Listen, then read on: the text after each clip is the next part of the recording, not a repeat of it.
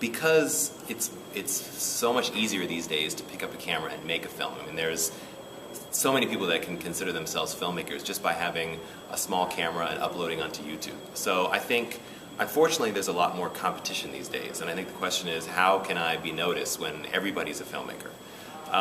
You know, it goes back to, which has been the tradition of filmmaking forever, which is just story, story, story.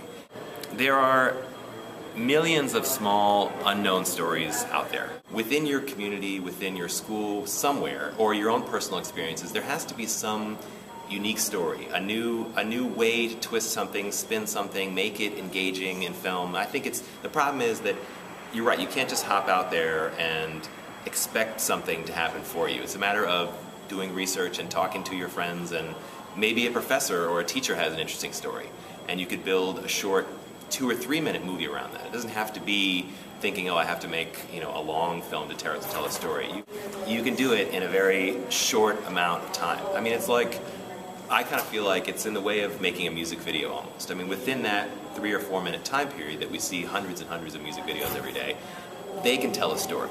It might be based on a song, but you can do it in that short amount of time. I think a lot of filmmakers feel that they have to do something that's a narrative length, and they have to have a story arc and all the things that professors might tell you, but you can do it in a short amount of time. Once you've found that sort of magical story that your neighbor has, or your dad has, or somebody around you that you know, I don't have to spend a lot of money to do it. I have a flip phone, I have an editing system at home, I can go out a couple of weekends after school and tape these stories and edit a simple piece. Like, let's just say, for example, it is a labor story, but not a historical one like mine. Like, you live in a town or near a town where there's a steel worker story, and maybe that's somebody that's out of work and how that affects their community, that, you know, a plant is closed and, you know, and basically the community is hemorrhaging and trying to figure out what to do.